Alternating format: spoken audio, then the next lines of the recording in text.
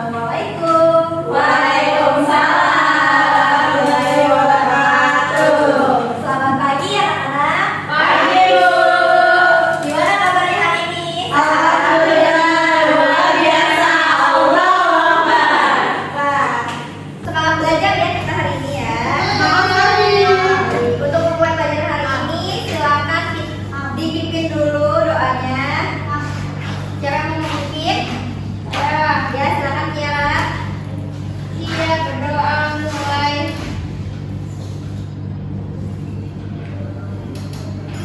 Berdoa selesai.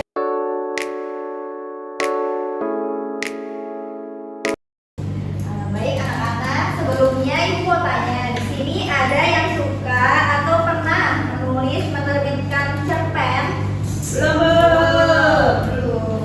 Kalian tahu gak sih cerpen itu apa? Cerita pendek. Ya, itu cerita pendek ya. Hari ini kita akan membahas tentang cerpen ya. Cerita pendek. Cerpen itu termasuk ke dalam karya sastra yang ditulis kurang dari 10.000 kata. Nah, biasanya cerpen ini berfokus pada konflik si tokoh utama yang akan dijelaskan secara detail dan menyeluruh, tetapi lebih simpel, lebih ringkas, lebih sedikit daripada novel. Nah, ada yang tahu gak sih cerpen itu strukturnya ada apa aja? Dua Bu. Struktur cerpen. Nggak tahu. Ya, tahu kan ya?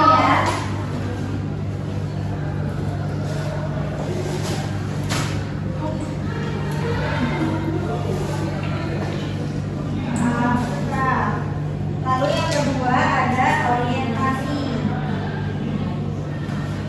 Lalu yang ketiga ada komplikasi.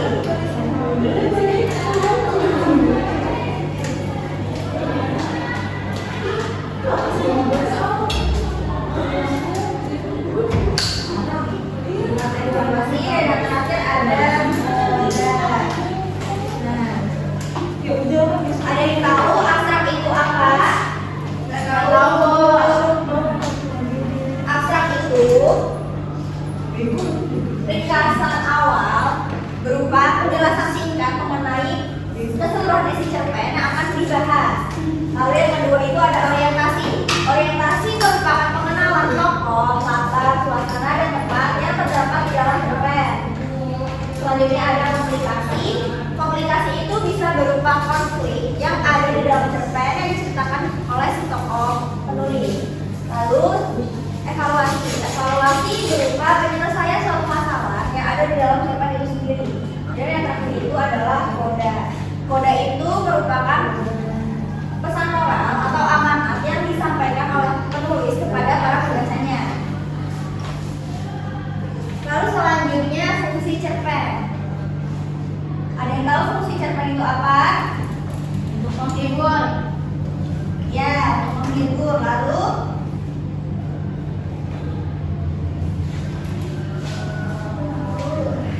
Keindahan. Estetika, melatih imajinasi. ya, estetika ya. Lalu didaktis ya.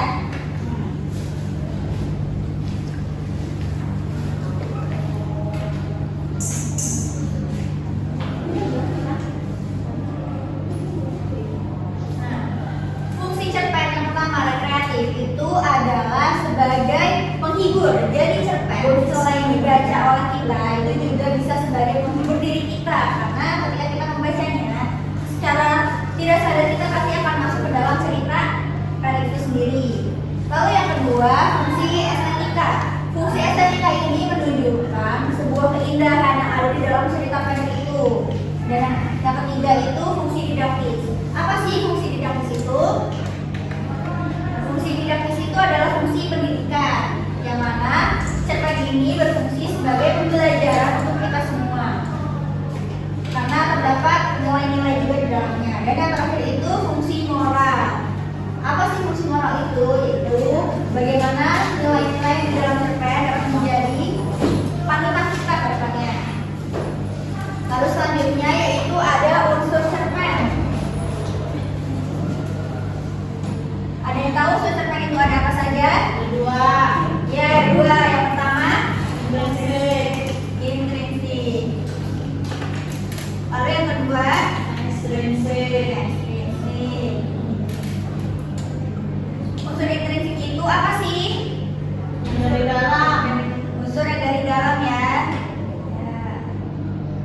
biasanya terdapat apa saja? Tokoh, tema, alur, nata, mana. Terus unsur ekstensif itu apa sih? Dari luar. Dari luar. Biasanya apa saja? Nilai sosial. Nilai sosial.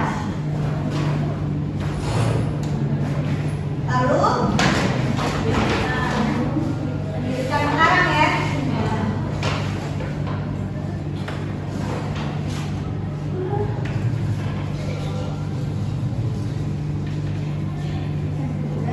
Sekolah mengarang.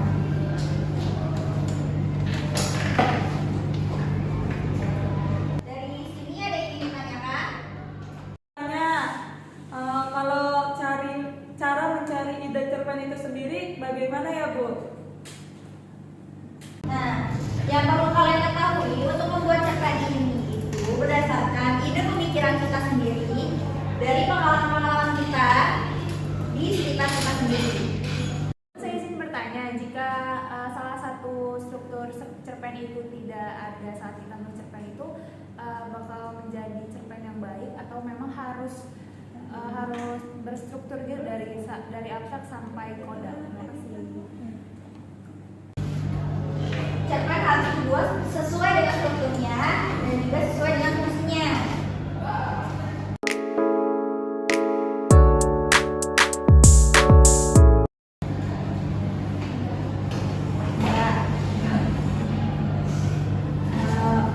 Untuk pertemuan berikutnya, Ibu minta kalian menyiapkan kertas dan alat tulis kalian, serta menyiapkan sebuah tema untuk kita membuat cerpen beramai-ramai di sekolah pekan depan. Mungkin itu saja yang Ibu sampaikan. Terima kasih. Assalamualaikum warahmatullahi wabarakatuh.